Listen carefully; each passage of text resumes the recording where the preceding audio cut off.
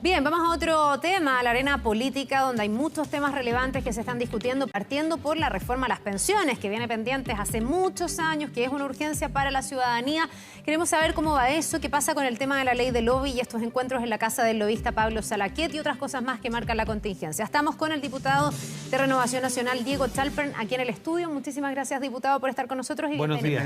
Aquí estamos. Bueno, diputado, entiendo que usted viene desde la calle, anda repartiendo estos volantes. Sí. ¿Qué tan interesada ve a la ciudadanía en estos temas de las pensiones que se ha transformado en un tema árido, con discusiones, con posiciones políticas, que de pronto la ciudadanía, uno percibe, no entiende nada, entre el 6%, el 4%, el 1%? ¿Con qué sensación se queda luego de ir a la calle? Mire, fuimos temprano a la intersección que hay entre Teatinos y Alameda, a la salida del metro, al frente de la Moneda, con dos objetivos. Primero, hacer un llamado a los dirigentes, al mundo del trabajo y también a los parlamentarios que creemos lo que aquí estamos defendiendo, a salir a la calle. Nuestra convicción es que hay mucha información, tal como lo acaba de decir tú, Davor, hay poca detalle y por lo tanto básicamente lo que hemos salido a decirle a la gente es que vamos a defender el 6% de ahorro previsional, que no le vamos a aguantar al gobierno que no cumpla su promesa de que el 250.000 pesos de la PGU, ellos dijeron que iban a estar durante su mandato y han ingresado algo que lo dilata por 6 años y además condicionado a ciertos ingresos. Y lo más importante es que la gente le haga entender al gobierno que quiere que el 6% se vaya a su cuenta de ahorro individual. Mire, desde el 2015, la presidenta Bachelet podría hablar de eso, desde el 2015 en la Comisión Bravo, que sabemos que necesitamos más puntos de cotización para el ahorro personal. Entonces, está bien que el gobierno quiera que resolvamos las pensiones actuales, pero partamos por resolver el problema estructural en Chile, que es que tenemos cotizaciones muy bajas. Así que eso es lo que hemos salido a decirle a la gente en la calle y le digo a los dirigentes de mi partido, salgamos a la calle porque la gente necesita información y entiende bastante bien lo que está en juego. Ya, cuando uno ve las encuestas mayoritariamente dicen que las personas prefieren que ese 6%, que sería una cotización adicional, se vaya a su cuenta de capitalización individual que hoy día tiene la AFP, y aunque fuera otro organismo el que administre, que se vaya a su cuenta individual. Pero también lo que quiere la gente, la ciudadanía, diputado, que creo que está por sobre eso incluso, es que las pensiones sean mejores. El consenso es que las pensiones no son como deberían ser y no alcanzan para enfrentar un momento difícil como es la vejez. Desde ese punto de vista, ¿mejoran más las pensiones si es que el 6% queda en la cuenta individual o mejoran más si es que se va en otra fórmula también a un fondo solidario? Porque el argumento del gobierno es que lo que ustedes quieren, el 6% cuenta individual, sería mejorar las pensiones en 20, 30 o 40 años más. Y eso obviamente es muy tarde. Mire, aquí hay tres públicos, y buena su pregunta porque nos permite diferenciar esos tres públicos. Están los sectores vulnerables que son beneficiarios de la PGU. Y eso es lo que tenemos que hacer. La pensión garantizada universal. Eso, la pensión garantizada universal, que respecto de ellos tenemos que asegurarle lo que el gobierno les comprometió, que es que durante su mandato iba a llegar a 250.000 pesos y si no se sumaría a una más de las propuestas de campaña que el presidente Boric no cumplió. Hay otro mundo, que es el de los actuales cotizantes, que tenemos que lograr que tengan cotizaciones suficientes para que cuando llegue el momento de jubilarse, cuenten con una jubilación. Y tenemos al medio gente que ha cotizado, pero que han sido mujeres que han tenido lagunas previsionales, o que se han dedicado a labores de cuidado, o que han tenido trabajos esporádicos. Ese mundo tenemos que ponernos de acuerdo cuál es la tasa de reemplazo que queremos respecto de ello. Es decir, cuánto nos parece que es lo razonable que tengan. Y a partir de ahí, y qué pena que no hayamos podido profundizar más porque el gobierno no quiso tener una reunión técnica como la gente, lo que le propusimos al gobierno es que hubiese algo así como un préstamo estatal al estilo de un bono de reconocimiento donde las actuales pensiones, los actuales pensionados con bajas pensiones recibieran una contribución por parte del Estado que se fuera pagando en el tiempo.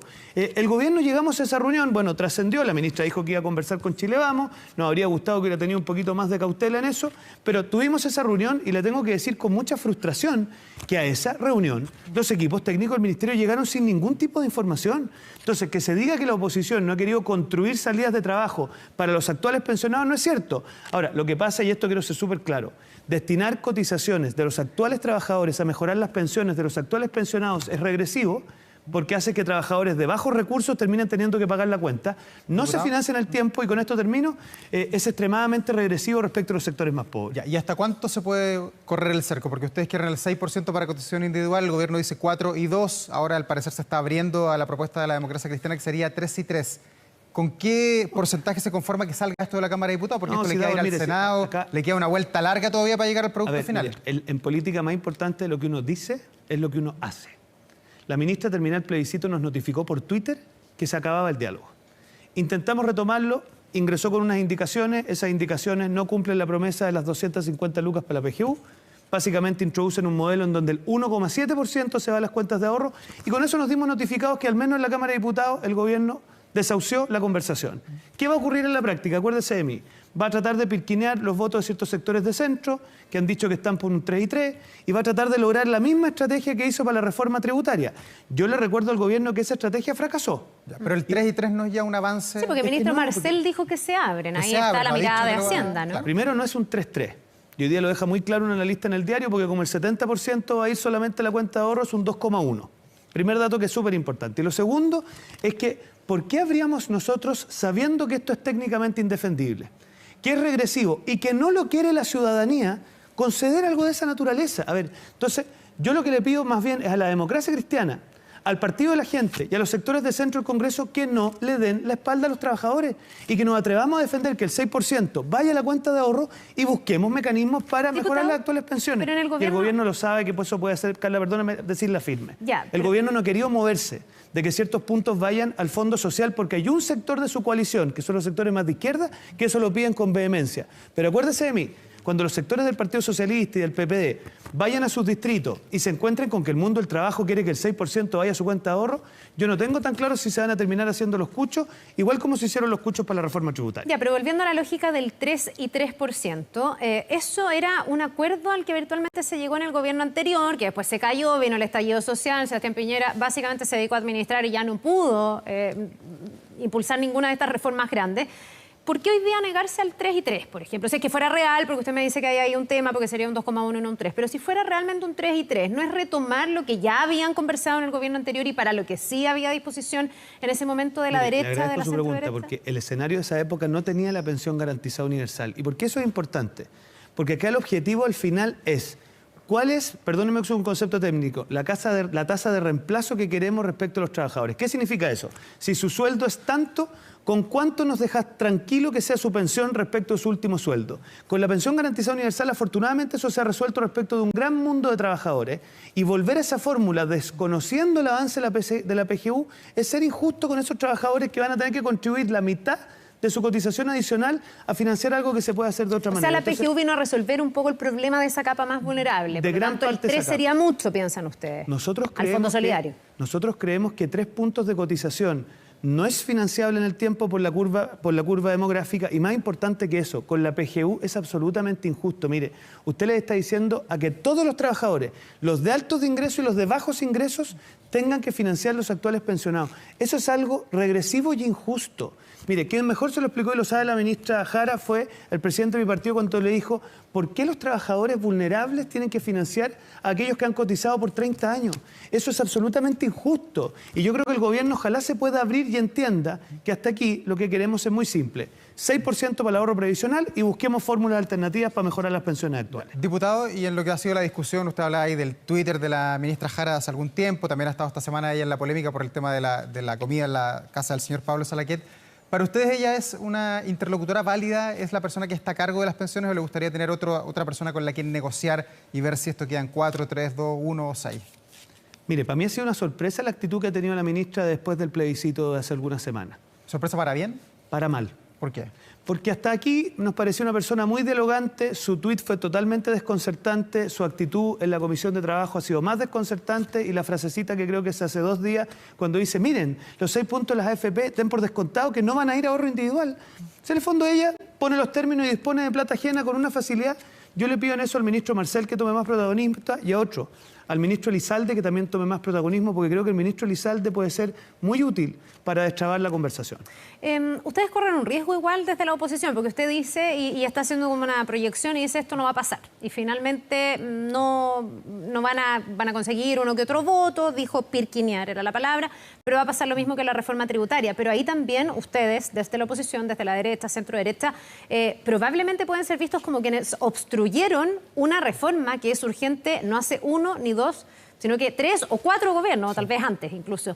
¿Están dispuestos a pagar ese costo? Porque muchos dicen que la derecha ha sido inflexible. Partieron diciendo que el 6% cuenta individual y siguen diciendo que el 6% cuenta individual, mientras el gobierno ha ido cambiando su fórmula. ¿No temen como quedarte intransigentes en esta reforma que es urgente? Mire, me decían algo parecido en la ley Naín Retamal, porque insistíamos en que la ley tenía que resolver el problema en sí y no entrar en la lógica transaccional. Aquí pasa algo parecido. Nosotros cuando defendemos el 6% para el ahorro previsional lo hacemos con respaldo técnico, a partir del informe Bravo, y más importante, lo que la inmensa mayoría de los trabajadores quiere. Entonces, yo al revés, creo que el gobierno, que es el que tiene que conducir la pelota, porque en los países los que conducen son los gobiernos, tiene que entender que puede ser que pase la Cámara a partir de la lógica de la calculadora, pero en el Senado no tiene alternativa, porque ahí no tiene las mayorías para hacerlo. Entonces, ¿para qué insistir de manera insistentemente tosuda en algo que sabe que no tiene viabilidad política? Entonces, nuestro punto, Carly, con esto termino, Sí. Yo creo que el gobierno todavía le queda una oportunidad para decir, mire, resolvamos el problema 16%, 10 más 6 al ahorro y busquemos fórmulas para los actuales pensionados. Eso es lo que creo que quiere la gente y eso es lo que vamos a defender nosotros. Ya, hablando de lo que quiere la gente, justo me leyó la mente, disculpa, Daur, que vuelva a hacer una pregunta, pero y lo habíamos conversado con Daur fuera de cámara durante estos días. Yo le decía, me da la impresión de que en este tema del autopréstamo que están levantando algunos parlamentarios, también pudiera haber cierto gancho, si uno quisiera, una herramienta para poder tener más adhesión ciudadana a la fórmula que se está poniendo sobre la mesa, porque ahí se le está diciendo a la gente que se podría eventualmente sacar dinero desde los fondos de pensiones, 1 millón, así partió, hoy día hay algunos diputados que piden 5 millones, y la gente podría decir, pucha, qué bueno, me va a llegar algo de platita, y eso, aunque es cortoplacista, puede ser bien atractivo. ¿No temen ustedes que pueda cambiar la consideración ciudadana a raíz de este autopréstamo, que para muchos vendría siendo como un retiro encubierto? Mire, yo al respecto decirle 3 cosas. Eso busca alinear a los votos del PDG con la reforma. Esa es la finalidad. Ya, es un guiño al partido de la gente, Claro, pero es señor, una estrategia que usted no cree que puede resultar. Pero yo creo que es importante dejarlo de manifiesto. Segundo, que la gente en su casa sepa que es hasta ese monto en la medida en que la gente tenga esa cantidad de plata ahorrada. Porque aquí la irresponsabilidad es generarle una expectativa a la gente que va a poder sacar ese monto, pero si la gente en su cuenta de ahorro no tiene esa cantidad de plata, evidentemente no la va a poder sacar. A mí me da mucha pena porque algunos adultos mayores, incluso ya pensionados, me dicen, diputado, voy a poder prestarme a mí mismo 1 millón de pesos, porque no le han explicado además que es para los cotizantes y no para los actuales pensionados. Entonces, yo hago una invitación en esto, no juguemos con las expectativas de las personas, seamos responsables. Y yo en eso creo que lo que está intentando hacer el gobierno con eso es tratar de traerse para acá algunos votos del partido de la gente. Pero bueno, yo creo que esto es mucho más de fondo y tiene que ver con cómo hacemos para hacer algo que sea sustentable en el tiempo y al mismo tiempo permitir que los trabajadores cuenten con el ahorro necesario para el tiempo de su vejez. Diputado Chalper, vamos a otro tema, al tema del lobby, que ha sido el tema además de esta semana que está terminando. El gobierno ha defendido tenazmente de que las reuniones debieron hacerse, que es parte del diálogo que tiene que tener sobre todo los ministros de Estado. Pensando en lo que viene, usted que es parlamentario, que tiene que dialogar, ¿va a afectar esto la discusión de algunas leyes futuras que el gobierno intente tramitar, que tengan incumbencia en las pensiones que estamos conversando y también en lo que es la ley de pesca que está vinculado con los salmones? Mire, para mí ha sido una sorpresa escuchar al ministro de Justicia, a quien tengo mucho respeto, hacer una interpretación muy curiosa respecto a la ley del lobby. Porque la verdad es que el texto es bastante claro. El artículo 5º indica cuáles son las actividades que son constitutivas de lobby, el 6º las excluye y por lo tanto a mí me parece que en esto el gobierno ha cometido un error. Lo que debieron haber hecho es desde el primer día decir, mire sí, aquí se cometió un error y habrá que responder a partir de eso. Pero todas las explicaciones me parece que han enredado la cosa a un nivel increíble. Yo espero que el gobierno entienda que este tipo de cosas complican las tramitaciones. Personalmente creo que el proyecto de permisología es extremadamente importante, así que estoy dispuesto a obviar ese problema, porque creo que ese es un tema que clama urgentemente solución. Y respecto a lo otro, bueno, yo me alegro que la Contraloría y las distintas instancias estén operando, porque en este tipo de casos el Estado tiene que actuar. Y ¿Pero tiene usted que actuar. va a obviar el tema de la ley del lobby? O sea, ¿no lo va a sacar como argumento en las discusiones futuras? Lo que pasa es que el tema de la permisología es tan importante para Chile que no se va a entrabar en el lobby. O sea, que la Contraloría haga su trabajo y tome las decisiones que tiene que tomar, pero al menos yo, en lo que a mí respecta, voy a poner todo mi empeño para que ese proyecto salga adelante y bueno, invitar al gobierno que en este tipo de cosas, especialmente cuando en el pasado se ha sido tan crítico, porque acuérdese usted que esta coalición llega al poder criticando de manera muy vehemente esto. Entonces, cuando uno es muy vehemente, tiene que ser más autoexigente con las conductas que uno mismo tiene. Ya, pero ¿y qué se transgredió para usted? ¿Fue no dejar registrado? ¿Fue que los encuentros existieran? ¿Fue ceder ante la convocatoria a una persona como Pablo Salaquet, que está registrado como lobista, pero que además tiene su historial, porque estuvo relacionado con el financiamiento irregular de la política? ¿Cuál es el pecado del gobierno? No, yo celebro el diálogo. En eso yo creo que aquí la satanización del diálogo es parte de un momento del 2019 y del Frente Amplio 1.0, que ahora ha ido cambiando, usted sabe. Pero el Frente Amplio 1.0 y su satanización de los acuerdos a mí me parece que es algo malo para Chile. Pero las cosas hay que buscar que se hagan bien y que por lo tanto hacerlas bien también tiene que ver con que las formas se hagan bien. Y por lo tanto a mí me parece, en mi modesta interpretación, que esto debió haberse inscrito en la plataforma de lobby porque me parece que lo razonable es que cuando usted interactúa a partir de la gestión de intereses individuales, que es lo que dice la ley, tiene que cumplirla de Pero, manera perdón, como así ¿el se problema es exige. no haberlas registrado o el problema es haber ido a la casa de alguien que es un lobista y haberse reunido con un grupo de personas? Muchos han cuestionado por qué esas reuniones no se hicieron en un despacho del ministro, de la ministra, La Moneda o donde sea, o en alguna repartición distinta que no sea la casa de un privado finalmente. ¿A usted le parece que ese no es el Mire, yo en problema? esto quiero ser súper respetuoso y no tratar de intrometerme en un ámbito que va a tener que resolver la Contraloría, pero en mi modesta opinión, acá lo que corresponde es cumplir la ley. ¿Y qué es lo que dice la ley? La ley dice, y se pone en el énfasis no en el lugar, sino que en la acción, toda vez que haya gestión de intereses individuales, tiene que dejarse constancia de eso en la plataforma. Y ahí me parece que es bastante claro, y a diferencia de lo que dice el jurisconsulto Cordero, cuando la ley es clara, no hay que desatender su tenor literal. Diputado, lo último, en tema de seguridad, ¿cómo monitorea usted, que hasta además ha estado vinculado a los temas de seguridad, la situación en la que están hoy día los carabineros a raíz de la pronta formalización del general Ricardo Yáñez? ¿Están respaldados los carabineros que están hoy día en la calle o podría haber algún menoscabo en su labor? Mire, yo creo que los carabineros de un tiempo a esta parte han ido insistiendo no solo un respaldo ciudadano, que es muy importante, sino que más importante que es un respaldo legal. Para mí fue muy dramático y le quiero contar un episodio donde hablé con un carabinero que terminó sumariado y además formalizado por hacer uso de su arma. Y él me contaba que cuando ellos hacían una persecución policial y chocaban, terminaban siendo responsables por los daños que producían tanto en el vehículo. Entonces uno dice, pero ¿cómo le pedimos a Carabineros que actúe con ese poco resguardo legal? Entonces, para mí, la ley Naín Retamal y otras herramientas legales que les hemos concedido son el marco a partir del cual los Carabineros actúan de buena manera. Yo creo que hoy día no podemos pretender que Carabineros actúe con la fuerza que tiene si no tiene un respaldo decidido. Y para mí, si me pregunta, ¿qué es lo más grave? Que es incomprensible que se le dé pensiones de gracia a gente con el prontuario que hemos conocido y no pretender que haya un doble discurso en una materia como esa. Gracias, diputado Chalper. Que esté muy bien. Gracias por esta entrevista. Gracias, Gracias a usted. diputado. Que le vaya bien. Que le vaya bien. Buen día.